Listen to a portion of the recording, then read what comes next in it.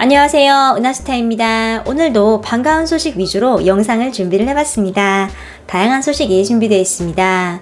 뮤지컬 배우가 임영웅님을 언급했습니다. 어떤 이야기인지 알아볼 거고요.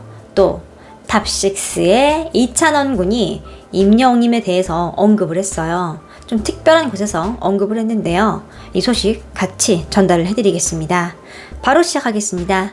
은하스타 영상에 구독과 좋아요, 알림 설정 부탁드립니다. 뮤지컬 배우 홍지민 님이 임영웅님을 언급을 했습니다. 자신의 SNS에 글을 남겼는데요. 같이 보겠습니다. 임영웅님과 함께 노래를 부른 그대는 나의 인생. 이 노래가 600만 뷰를 넘어섰습니다.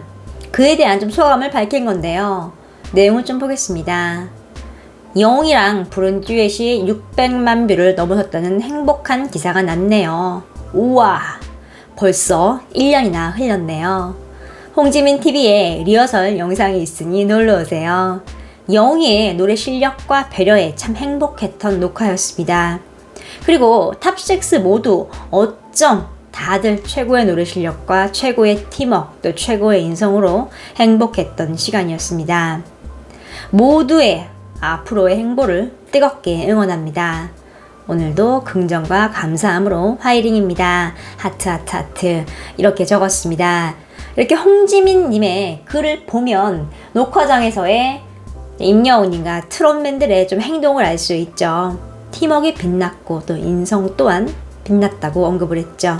또 노래 실력도 언급을 했습니다. 영웅이의 노래 실력과 배려 같이 듀엣을 해보면 알 수 있는 거죠. 홍지민님은요 현재 뮤지컬 배우로 활동을 하고 있습니다. 경력이 화려한데요. 2009년에 한국 뮤지컬 대상 여우주연상도 수상을 했습니다. 그만큼 뮤지컬계에서 실력을 인정을 받은 거죠. 옆에서 듀엣곡을 불렀을 때 임영웅님을 굉장히 자세히 봤겠죠. 음악에 대해서는 누구보다도 더 열심히 봤을 거예요. 그런데 이렇게 칭찬을 아끼지 않고 있습니다. 임영웅님이 뮤지컬 넘버도 굉장히 많이 알고 있고 또 사랑의 콜센터를 통해 많이 선보였죠. 앞으로 뮤지컬 무대에서 이제 홍지민님과 임영웅님이 같이 설 날이 있지 않을까 싶네요. 이찬원님이 이제 인터뷰를 했어요. 근데 여기서 임영웅님을 언급을 했습니다. 이제 기사를 좀 하나 소개해드리겠습니다. 어느 멋진 날 이찬원, 지춘이 이렇게 하고 시작을 하고 있어요. 이찬원님에 대한 기사가 있는데요. 중간에 보면 임영웅님에 대한 기사가 있습니다. 내용을 좀 보면요. 이찬원은 자신이 노래할 때 일명 꺾기를 자주 사용한다고 설명했다. 가수에 따라 간드러지거나 대차게 꺾는 그 기술 말이다. 제가 정통 트로트에서 자주 접할 수 있는 기교를 많이 구사하는 편이에요. 우리 가수들끼리는 그런 걸 뒤집는다 라고 표현을 해요. 그런데 그게 제 취향이고 저한테 잘 어울린다고 판단해서 좋아하는 것 뿐이거든요. 그런 속성 하나 없이 트로트로서의 요소를 완벽하게 갖출 수 있다는 걸 보여준 가수가 바로 임영웅 형이에요. 분명 트로트를 하는데 꺾지도 않고 장기교도 전혀 부리지 않아요. 제가 영웅 형 노래를 들으면서 자주 울었어요. 그러니까 사람들은 흔히 트로트만의 기법이 따로 있다고 여기지만 사실은 가수의 음색이나 감정이 결정적인 역할을 한다고 생각을 해요. 그건 결국 모든 장르의 가수들에 해당하는 얘기일 테고요. 이찬원님은 이렇게 임영웅님의 노래에 대한 자신의 생각을 밝혔습니다. 기교, 꺾기를 전혀 사용하지 않고도 완벽하게 노래를 부른다고 말했는데요. 실제로 임영웅님은요 노래에 기교를 거의 섞지 않습니다. 자신만의 독특한 창법과 목소리 또 정확한 발음 가사 전달력으로 노래를 부르고 있죠. 노래를 부르는데 필요한 기본적인 요소로만 모든 노래에 감동을 담아냅니다. 그게 가능한 것은요 임영웅님이 노래에 좀 진정성을 담기 때문에 가능한 게 아닐까 싶습니다. 임영웅님은 노래와 일, 또 인간관계 등 좀 모든 것에 진정성을 담아내는 철학을 갖고 있습니다. 자신만의 어떤 규율 같은 건데요.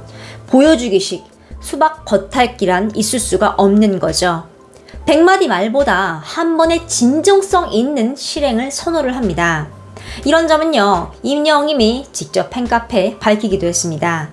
일상적인 면을 보면요, 임영웅님의 노래가 가진 깊이감을 알 수 있죠. 전에 노래를 받으면서 가사를 받아 적으면서 몇 번이고 감정을 해석을 한다고 직접 말을 했습니다. 또한 임영웅님은 감정을 기억을 하는 습관을 갖고 있기 때문에 노래에 담아낼 수 있는 감정의 은행이 굉장히 풍족합니다. 살아오면서 특별하게 느낀 감정을 의식적으로 느끼고 기억을 하려고 노력을 하는 거죠. 이런 습관 덕분에 임영웅님은요, 31살이지만 감정의 경험과 체득한 감정의 저장고가 있는데 이게 다른 가수들의 몇 배에 달하는 것입니다.